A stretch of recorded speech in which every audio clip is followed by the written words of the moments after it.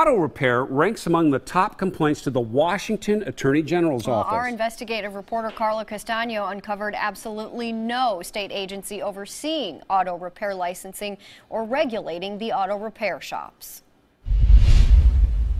I don't know where it's at. Took him a month. It'll be done next week. They're having problems. Waiting on parts again. Can't get parts. Called him back in 2 weeks. Frustrated. There was always an excuse. It'll be next week. Extremely frustrated. It's an excuse after an excuse. It goes on and on for 4 months. Just a few of the 110 people on the American Transmission Complaint Facebook page claiming they didn't get what they paid for from auto repair shop owner Dwayne Todd of Longview, Washington. Every excuse in the book.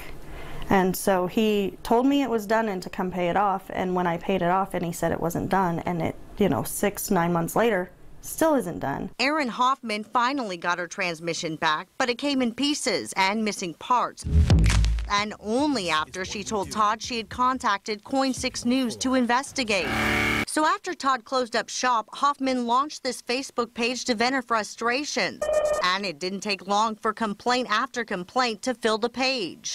I have been screening everybody. What guy could sister have? Peter Willett was at home with his 2 young children when a post on the Facebook page helped him out.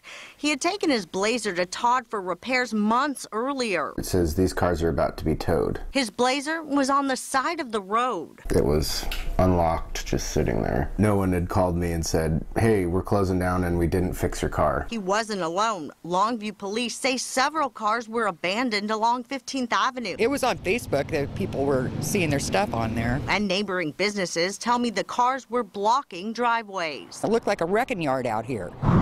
The building owner explains he kicked Todd out after he didn't pay him for months. He got me for $15,800 in rent. Leaving customers wondering why the business failed, why their transmissions weren't fixed, and in some cases, where their cars were. I caught him in his shop one day. They're throwing stuff to trucks and U-Haul and everything.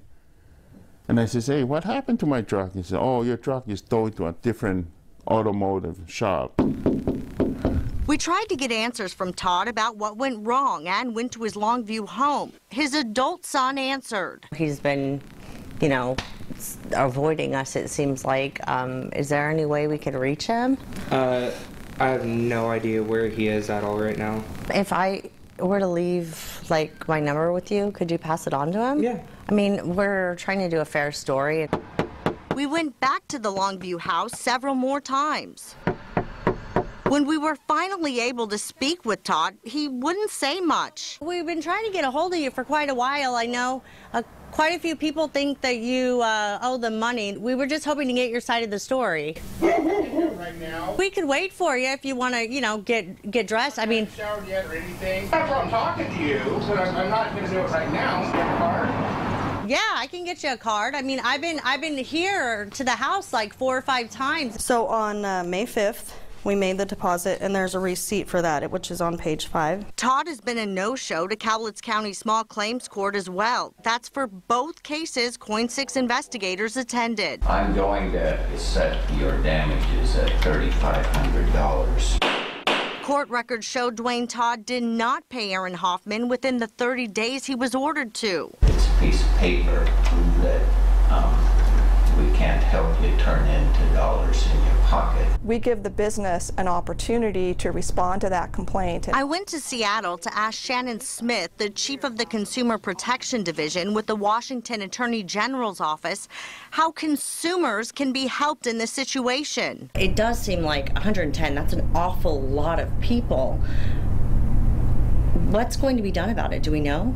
I can't confirm or deny whether or not our office is investigating this business or whether we intend to. We don't make our investigations public until we decide to take formal legal action. But I wanted to know how the state could let this happen. When I was emailing the different state agencies trying to figure out who was in charge of what, I was kind of getting bounced around. They were trying to figure out who in fact was the agency that did have some authority. Smith tells me it's due to having no specific regulator in Washington for auto repair shops. I also confirmed this with the Washington State Department of Licensing.